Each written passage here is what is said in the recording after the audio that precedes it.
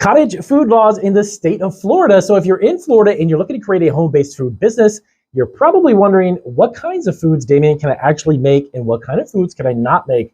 You definitely don't want to get in trouble and produce a product that's not allowed. But in this video, I'm actually going to be specific about the types of food that you can make and give you a variation of how you can make them to even open up a menu with hundreds of different types of food products that you can make even from one singular product. We're going to dive into that specific list here on Cottage Food Laws right now. All right, guys, so welcome back to Cottage Food Laws. We're actually just going to create a podcast from this. We're going to upload also on our YouTube channel. Definitely check out our podcast. This is not our first YouTube channel here dedicated to food entrepreneurship. Check out all of our channels, Marketing Food Online. We have over 125,000 subscribers on that channel. And we have 3 other great ones for food truck owners and much, much more. Check out those links down in the description below. So I have been in the food industry for quite some time now. I actually own and operate my own food business with my wife. And as a family business, we've been doing it for 13 years. So I've been around the food industry for quite some time, the majority of my life working before that in the food industry for 30 plus years. So I know a little bit about what you can do and what you can't do. So I got the email up here on my screen on my laptop. I actually wanted to go over the list of foods that you can make and be aware of the things that you can't make. There's a lot of people who kind of bend the rules every now and then. It's not a good idea to do that because you can get into some serious trouble, getting fined, you can have your business shut down. And in one extreme case, I actually did a video on my other channel. A woman actually got arrested for making the wrong types of foods. And believe it or not, it's not something you want to do. All right, let's go through this list. I'm actually going to start from the top. Now, if you're into baking, bread is the number one thing that comes right off the bat. Now, if you want to create breads, here's a variety of the different types of breads that you can make. You've got biscuits, you've got cupcakes, scones, cake pops. Now, I'm going to stop right there really quick. As I list these different items, keep in mind the variations that you can actually come up with, as long as it falls in line with these different types of acceptable food products. You definitely want to keep that in mind. What I mean by that is, if you're going to do biscuits, for instance, there's a huge variations of different flavor profiles and different types of biscuits that you can make, okay? Now keep in mind, some of them you cannot make if it has time or temperature sensitivity. So if it's something that has to do with cheese, like if you make a biscuit and you've got cheese infused in it or even cheese on top, or if you've got meats, if you're cooking meats in them or vegetables, certain types of variations, if you will, that are these different types of food products, if they have to be refrigerated or they're time or temperature sensitive, that's a no-no, okay? And again, I'll go over that list too. I've got the rest of the things that you can't make, and I'll explain why. So cake pops, yes. So cake pops, there is a huge plethora of different types of cake pops. You can do them for birthday parties. You can do them for corporate events. You can do them for catering events and that type of thing. So you can offer these different things as different types of flavor profiles, the different ways in creating them and packaging them differently as well. Creating customized products too. Cupcakes. There is literally a plethora. There's an infinite amount of different variations of cupcakes that you can make. Scones, breads, cakes, muffins. Okay, so again, muffins, you're talking about nutritious ones, energy-giving ones. You can do granola. You can do different variations of dried fruit. Muffins, you can do muffins with fresh fruits in them. Those types of things. As long as there's something that's not time or temperature sensitive, you can definitely make that. Brownies, cookies, rolls, and even tortillas.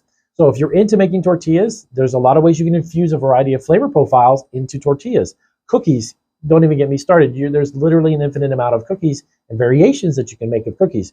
So when I tell you these different things, you want to keep in mind that you have the creativity and the ideas to make variations of them. That's how you can begin to build a really, truly profitable business from home, making food products with a very minimal amount of investment. All right, so the next category is candy. So let's dive into candy. So brittles, you can do candy brittles, things like peanut, cashew, walnut, Brazil nut, mixed nut brittles. You can do peanut with pretzels and chocolates infused. There's, again, variations that you can get. You're only limited by your imagination.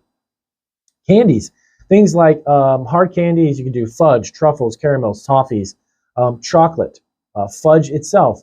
Fudge, there are people who have created very, very successful 6- and 7-figure businesses with just fudge alone, creating them and going to local farmers market, local events, local food festivals. And if you're in Florida, obviously I lived in Florida for 20 years. There are millions of places that you can sell these types of products. There's a high traffic tourist area. Obviously, Florida is known for its tourism. There's a lot of places that you can sell fudge at locally, and you have a huge margin when you're starting to make them at home because it costs less because you're not renting a commercial kitchen, renting the equipment. You pretty much have the bulk of what you need already to get started. All right, so next up, nut butters, vinegars, and honey. Yes, believe it or not, you can even sell honey as a product through Florida's Cottage Food Laws. That's allowed as well. Now, dry goods, cereals, herbs, spices, and seasonings. I'm going to stop right there again. So spices and seasonings, you are literally talking about an infinite type of spice blends. If you want to get in the spice business, Doing it from home is going to minimize your investment, but it literally is unlimited as the different types that you can make. Now, dry teas. Now, this does not include fresh herbs. So tea leaves, you can even do tea business, coffee beans, and say in mixes as well. Things like dips, soup mixes. If you're into that type of thing and you want to create a line of soups that are dry mixes, you can do that from home in Florida. Next up, you've got the tea leaves. Now, keep in mind tea and coffee. Coffee beans roasted, if you've got your own blend or you've got your own product, that's definitely a go. But you can't sell a pre-made product that's a beverage to drink. So selling bottled teas, bottled coffees, cups of coffees, fresh brewed coffees, teas, etc., that is not allowed. Okay, so keep that in mind. You can sell, though, the actual tea and coffee before you brew it. Dried fruits and pastas. If you're into making pastas, maybe you love to make pastas. Maybe you want to make a ramen noodle pasta from home and you want to start a business. That is something that's allowed. So pastas as well. And again, herbs and cereals and pastas and spices, they lend themselves to having a huge variation of different types of ways to make them. All right, so next up, pastries. Now, pies, other pastries, things that, again, have no toppings that are required for refrigeration or fillings like creams or custards. Those, unfortunately, you can't do, but there's a lot of other types of pastries and pies that you can make. Empanadas, you're allowed only fruit-filled. If you're doing meat-filled and such, you'll need to be in a commercial kitchen. You need to rent a commercial kitchen or even a ghost kitchen to do that. Preserves, now you can get into jams and jellies, fruit butters, and then other preserves, which would be anything that's else, again, that's required that won't have the need for that refrigeration or time or temperature sensitivity.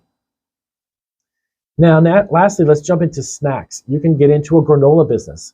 Don't even get me started on that as well. You can get all kinds of variations of granola businesses. These, you see them all over supermarkets. You can go to farmers markets, go to local markets, and sell those yourself. Granolas, popcorns, caramel corns, variations of popcorn, by the way. You can flavor them and season them with popcorn toppings and sell them in a pre-made bag at local events, concerts, if it's an outdoor event of any food and wine tasting, if you've got any type of local jazz festival, if you've got a local art festival. They're looking for vendors for that as far as food is concerned. You got a great opportunity. Chocolate-covered items like graham crackers, Rice Krispie treats, marshmallows. Now, you can also get into crackers and pretzels. If you like to make pretzels or crackers, maybe even do the soft pretzel thing, you can do that as well from home. Candied apples, nuts and seeds. That is a huge business and a huge industry as well. If you're into roasting seeds, you have a unique flavor profile, a unique flavor composition, you can do that for nuts and seeds as well. Now, let's dive into some of the foods that you can't make so you're aware of this, because not only knowing the ones that you can is good, but knowing the ones that you can't is even better because you don't want to get in trouble. So perishable baked goods, as I mentioned before, these would be time or temperature sensitive. Things that are cream filled, like donuts that are cream filled or jelly filled, or things that have to be kept at certain temperatures, stay away from. Syrups, sauces, oils, vinegars and oils that are oils such as olive oils and peanut oils and things of that sort. That process has to be set in a commercial kitchen. Kombucha, you can do obviously kombucha because that is a fermented drink that has a tendency to create alcohol, obviously, in the drink itself, and that's allowed. Buttercream frostings, pickles, fermented foods, things like sauerkrauts, pickles, obviously. If you're doing pickled eggs or other vegetables that are pickled or fermented, those are things that are not allowed. Mustards and chutneys and salsas and acidified foods. Obviously, salsas and things, they have to be cooked and prepared in a certain process, bottled and kept at a certain way, and that way that they keep away the ability for mold and bacteria and such to form in it if you don't keep the pH levels at where it should be, or even the process to can it or jar it. Those are things that you have to do in a commercial kitchen. Pet food, unfortunately, meat jerkies. Pet food you can't do from home. Now, in some cases, you can do pet treats, and I'll do another video about that on our channel here about pet treats. Pet food is a different type of food process, okay? So in order for you to make that and produce it, there are some things that you'd have to be in a different setting, not at your home. Juices. I get this all the time, actually, on Marketing Food Online. There are people who want to make fresh juice business. Again, juices that are being bottled or fresh juices, you'll have to have either some type of mobile vending permit. That's a totally different type of business that can't be done from your kitchen. You'd have to process that either in a commercial kitchen, then bring that to the site, or you'd have to do that maybe even under a food truck situation where you've got a mobile food kitchen to prepare fresh juices. So this is, again, a good list. If you're looking for the full list, down below there is a blog post that we have on our website. Check that out. That tells you a little bit more. So those are the do's and the don'ts that you can and you can't make of Florida cottage food laws as far as the foods are concerned. If you have questions about this, let us know down below. If you've already started your cottage food business in Florida and you succeeded, tell us what type of foods you're making and how was it as far as the process to get up and running. Stay tuned with the channel. We've got a ton of other information on every single state, and we'll also have some great marketing tips, packaging tips, and labeling tips for each state as well. I'll see you guys in our next video.